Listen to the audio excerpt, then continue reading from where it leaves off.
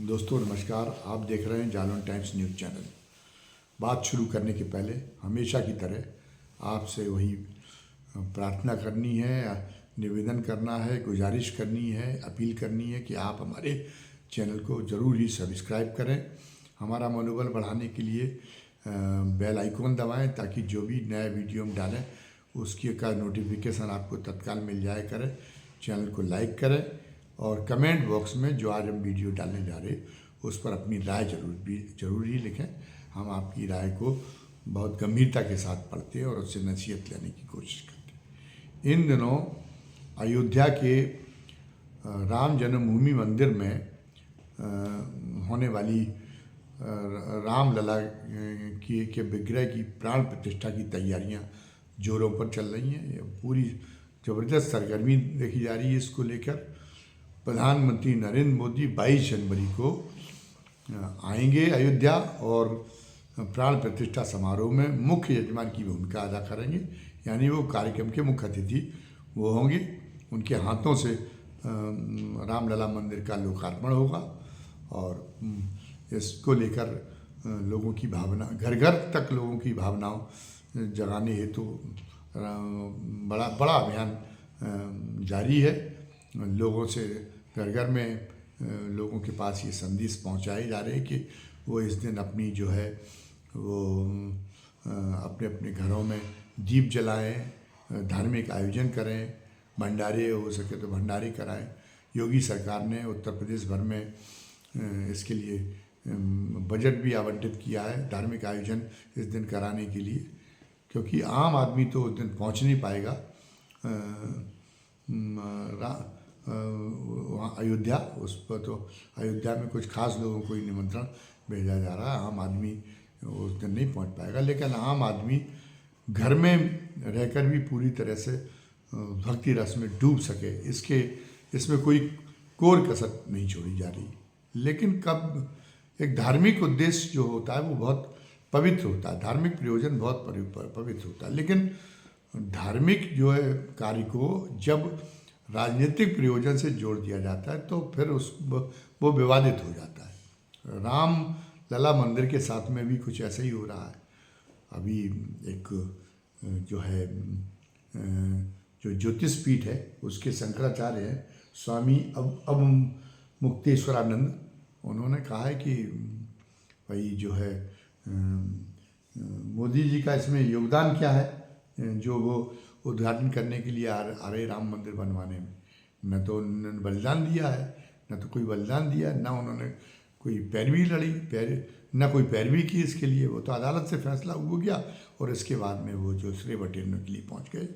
और हम जैसे लोगों ने मतलब खुद स्वामी मुक्तेश्वरानंद बताते हैं अभी मुक्तेश्वरानंद बताते कि उन्होंने भी इसके लिए पैरवी की, अदालती लड़ाई लड़ी। तो उन्होंने कहा हम जैसे लोगों को निमंत्रण तक नहीं है और मोदी जी के हाथों से वो कराया जा रहा है। पता तो ये चला है कि पहले तो लाल कृष्ण आडवाणी और जो इसके सूत्रधार थे राम मंदिर निर्माण आंदोलन को अपना इस उत्कर्ष पर पहुंचाने के जो सूत्रधार थे वो लाल कृष्ण आडवाणी, उनको ही टेलीफोन करके कह दिया गया था कि आप ना आएँ और सेहत का उनका हवाला दिया गया था। डॉक्टर मल्लू मनोहर जोशी से भी कहा गया था कि वो भी ना आए।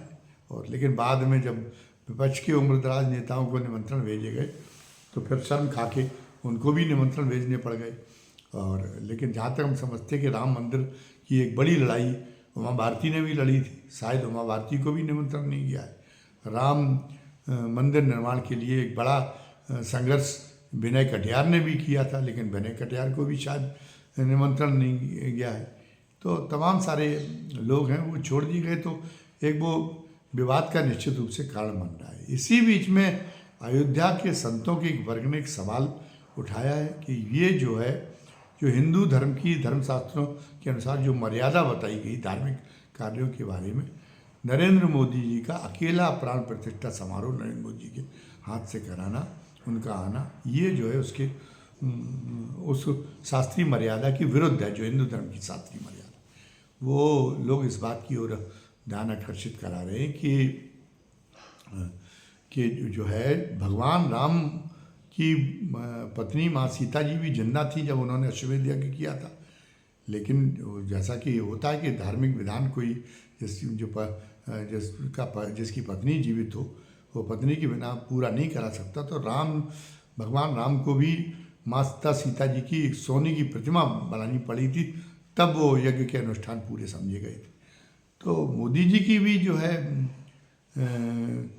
पत्नी अभी जीवित है, तो मोदी जी बिना पत्नी को साथ लाए और प्राण प्रतिष्ठा समारोह में भाग कैसे ले सकते हैं? वो क्या राम से भी बड़े हैं?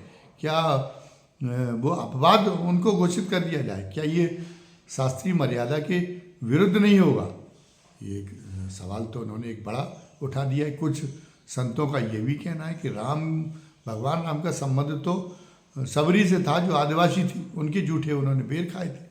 तो जब आज हमको इस बात का सौभाग्य प्राप्त है कि एक आदिवासी समाज से हमारी महामहिम राष्ट्रपति जी आती हैं, तो ऐसा क्यों किया जा रहा है कि वो जो है राष्ट्रपति जी से कराया जाता है, विवाद रहित भी होता है, ये राजनीतिकरण का आरोप भी नहीं लगता, अन्य जो है पार्टियों के नेता भी उसमें आने में असहज नहीं होते, तो प्रधानमंत्री से क्यों कराया जा रहा है?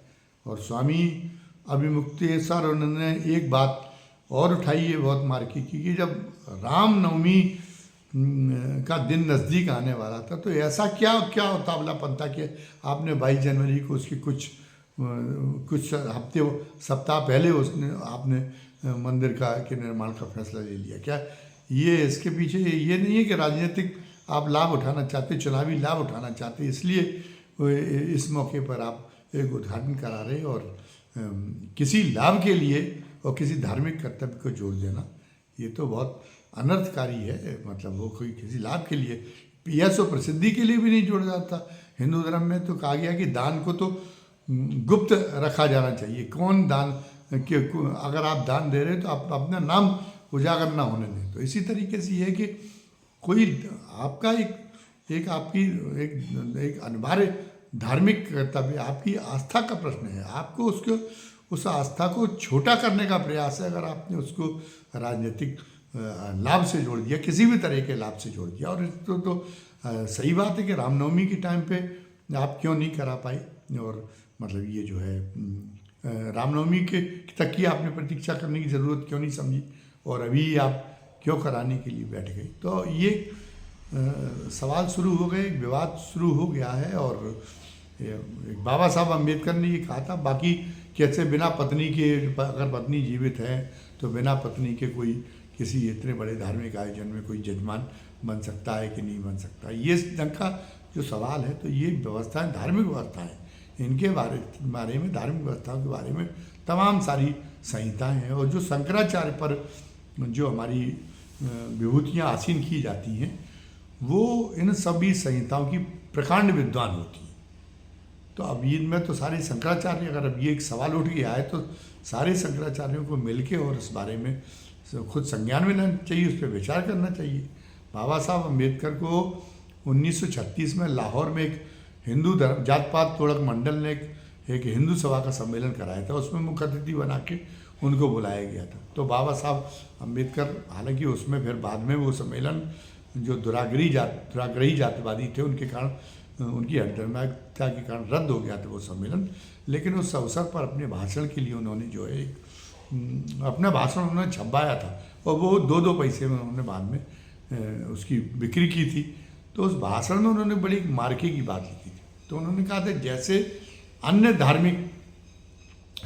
धर्मों में होता है कि उनकी कुछ किताबें तय हो जाती कि ये किताबें उनकी धर्म से संबंधित मूल किताबें हैं, ये किताबें कोई भी अगर धार्मिक प्रश्न अगर खड़ा होगा तो इन किताबों के आधार पर वो जो है उसको निर्णित किया जाएगा उस धार्मिक प्रश्न को। और इसी तरीके से मतलब उन्होंने कहा था कि एक जैसे सभी धर्मों में ये होता है कि उसकी एक जो पुजारी बनने की, पीठाधीश्वर बनने की एक योग्यता होती, तो हिंदू धर्म में भी एक योग्यता निश्चित की जानी चाहिए। तो खैर शंकराचार्य के लिए तो है, बाकी इसको माना नहीं गया। और ये एक बहुत अच्छा विचार था। आज तो एक रोज़ नए भगवान प्रकट हो जाते हैं, कोई भी अपने आप को भगवान घोषित कर लेता, लोग उसके पीछे भी चल देते, लोग धाम और सरकार नए बन रहे हैं।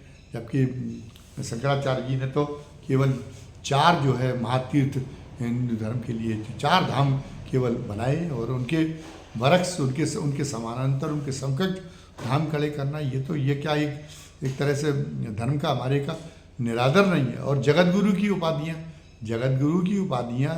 तो केवल शंकराचार्यों के लिए है। बाकी यहाँ पे यहाँ तमाम अन्य सारे लोग भी अपने आप को, तमाम अन्य धर्माचार्य भी जो है अपने आप को जगत गुरु घोषित किए हुए, कोई उनको रोकने वाला नहीं है। इसी तरीके से ये जो सवाल हुआ कि बिना पत्नी के क्या अधिकारी हैं कि नहीं रामलला मंदिर के उद्घाटन करने के, वो लोकार्पण करने के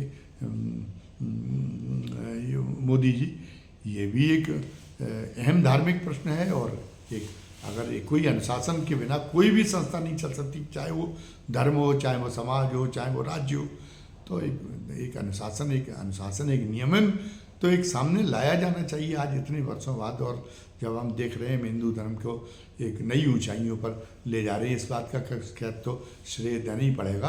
और जो अयोध्या में तमाम सारी शोध पीठ स्थापित कर दी जा रही हैं, जिनमें वास्तुकला के इतिहास के बारे में शोध होगी, राम कथा, दुनिया भर में जो रामलीलाएँ खेली जा रही हैं, उन रामलीलाओं में एक सांस्कृतिक आदान प्रदान होगा उन रामलीलाओं के साथ में। और बहुत महत्वपूर्ण कार्य हो रहे हैं जिसमें एक तरह से उनके विद्वता के नए परिच्छेद जुड़ सकेंगे हिंदू धर्म में, और नए एक अध्याय जोड़ सकेंगे। जो हमारा दर्शन है उसको समृद्ध करने में ये परंपराएं बड़ा योगदान करेंगी। तो उसके साथ साथ में बाबा साहब की ये सलाह जो 1936 में उन्होंने दी थी, ये भी एक बड़ी प्रासंगिक हो गई। और इस ढंग के सब प्रश्न नहीं आने चाहिए, और प्रश्न अगर आते हैं तो उनको निर्णित करने के लिए कोई एक मंच, कोई संहिताएं होनी चाहिए।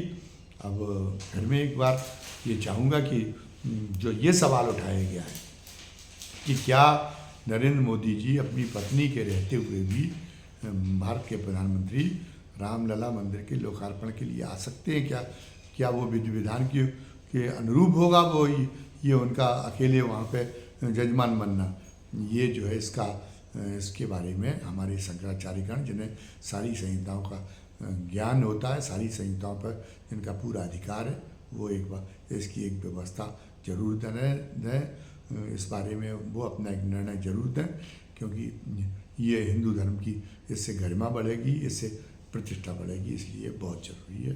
धन्यवाद। और विदा लेने के पहले फिर वही गुजारिश करनी है कि आप हमारे चैनल को ज़रूर ही सब्सक्राइब करें और जो है लाइक करें और कमेंट बॉक्स में कमेंट लिखकर और हमारा मार्गदर्शन करें। धन्यवाद। जय हिंद, जय भारत।